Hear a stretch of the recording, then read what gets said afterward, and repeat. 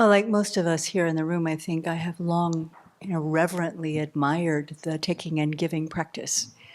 The very advanced practice, actually, from the equalizing, exchanging self and others, where we cultivate a mind that is willing and capable of taking on the suffering of all living beings and letting that shatter our overwhelming self-absorption, and then giving all of our wisdom, everything, all of our merit, everything, to exchange that place, where we place people.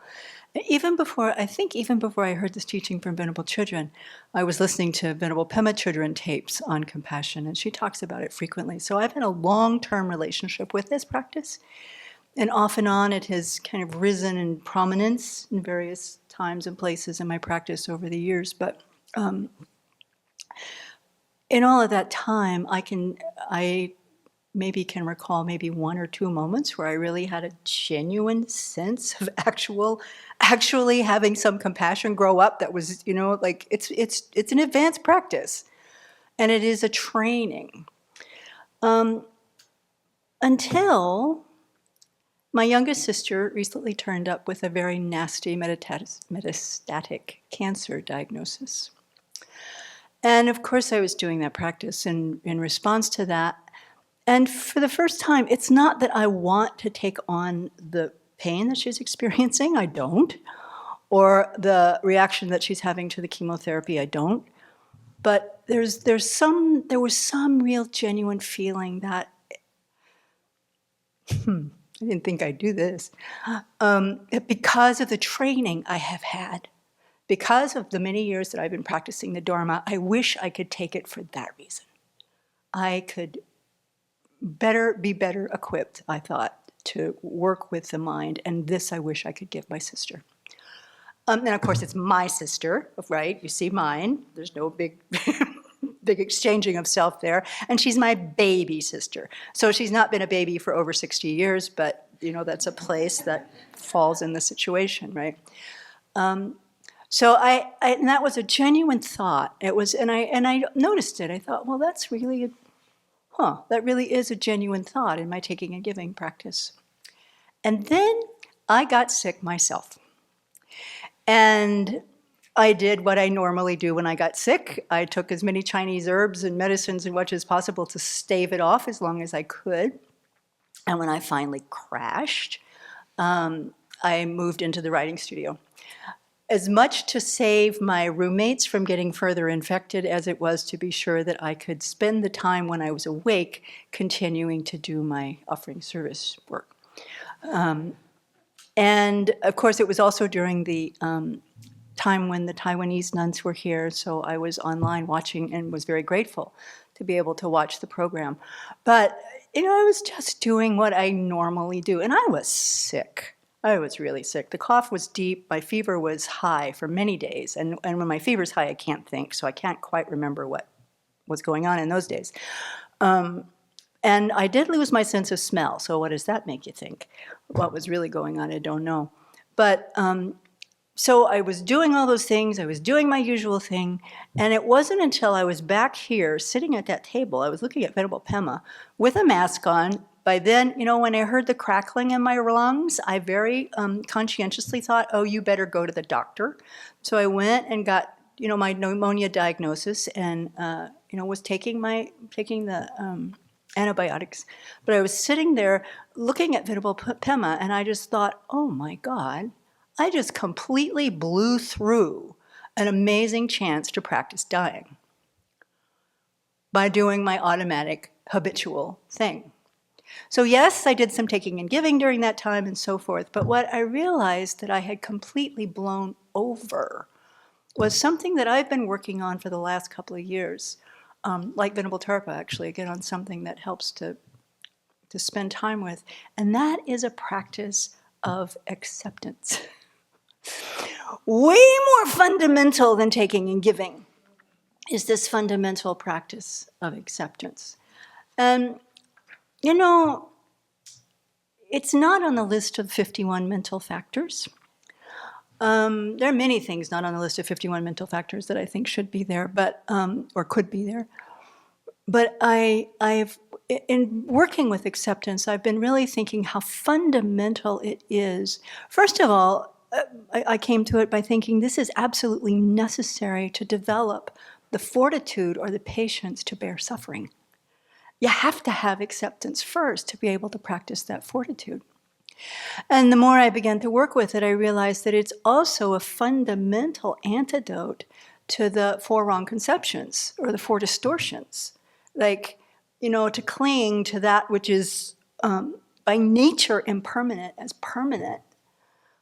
To overcome that, we have to accept momentariness. We have to accept permanence.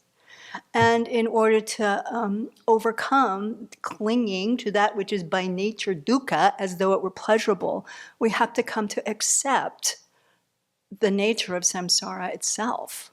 We have to come to accept that what the Buddha taught about, the Four Noble Truths, or at least the first two in this case, was true, was accurate.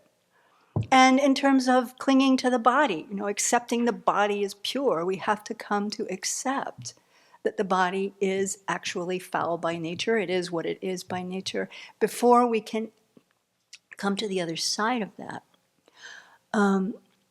So I've thought this thing about acceptance has been very kind of prominent in my mind. I did a BBC about it a year ago, actually, and I even did a workshop on it last year. So here I am, blowing through my whole practice of acceptance with what? With pushing through this thing about being sick. So I had talked to Geshe Dadul about this, I don't know, a year and a half ago or so, and he was right on it. He gave me 3 antidotes. He said, acceptance is an antidote to 3 things. It's an antidote to resistance, it's an antidote to denial, and it's an antidote to attachment. So I've thought about that. So the antidote to resistance: I don't want to get sick, I don't want to get sick, I don't want to get sick, I don't want to get sick. Denial: I'm not really sick. I'm not as sick as I think I am. I'm not as sick as they think I am. Right? And then attachment to, attachment, thy name is Chinny, anything. Attachment to being healthy, attachment to being well, attachment to being not a part of the group when the whole Dharma, the whole Abbey is in this relationship with these nuns and I can't be there because I'm sick. Attachment, right? Attachment arising is totally right. This thing about looking at acceptance pushes against this thing of resistance. Oh, I have cold symptoms. I can still treat them with Chinese herbs and try to avoid it, but not with the mind that's like, I don't want to get sick, I don't want to get sick, I don't want to get sick. It's like, okay, I'm sick. If once I admit it, okay, your temperature is 100.4, I think it's time to sit down because you can't even think it when my temp's that high. Instead of just denying it, go, oh, well, yeah, but sure, but I need to get this press release done before. Accept it. Simply accept it.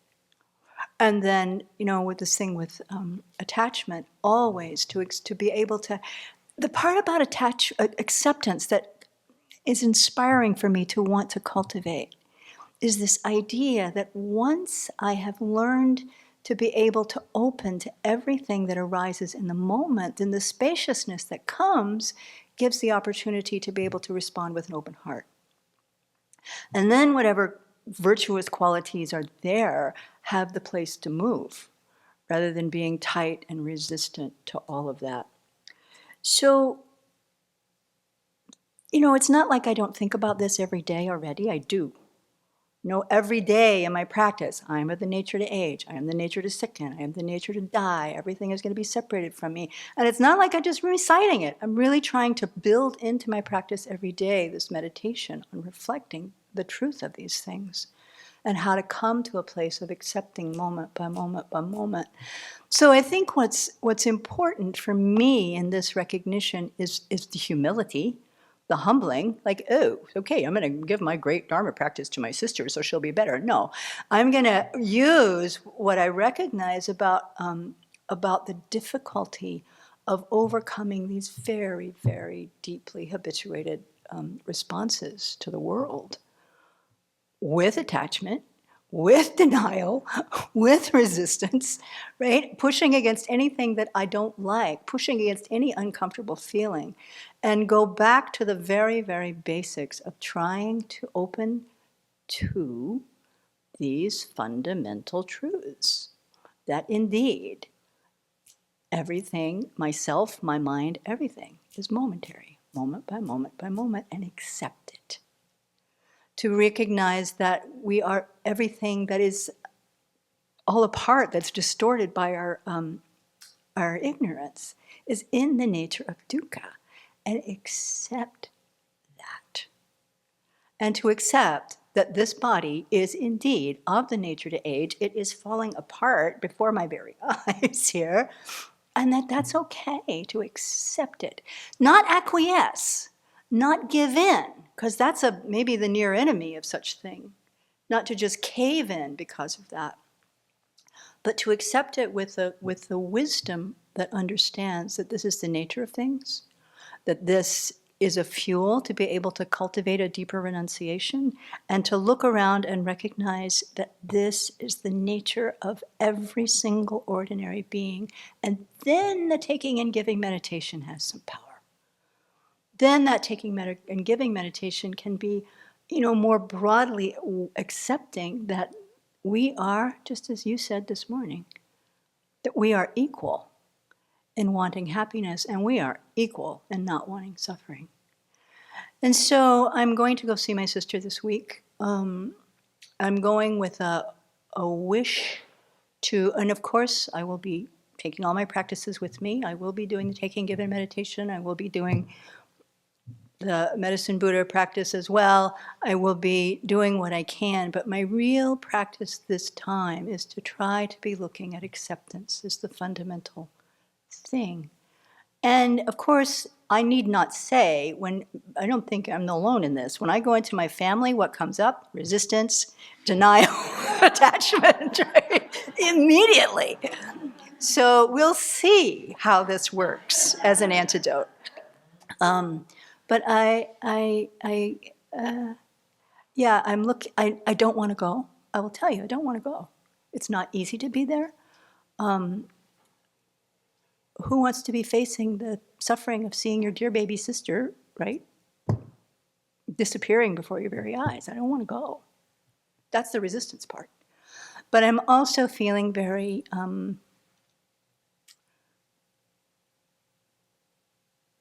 well supported to go. Well supported in my practice, well supported by the community, well supported by my teacher, by the Buddha Dharma Sangha. And so I know that even if I don't do it right, which is also my problem all the time, right? Even if I don't do it right, it will be fine. I will accept that whatever it is will be okay.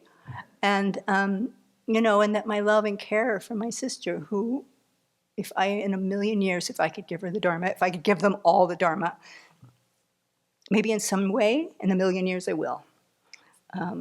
But anyway, my aspiration really is to go with a heart of open acceptance to whatever arises. And I thank you all for your support so much.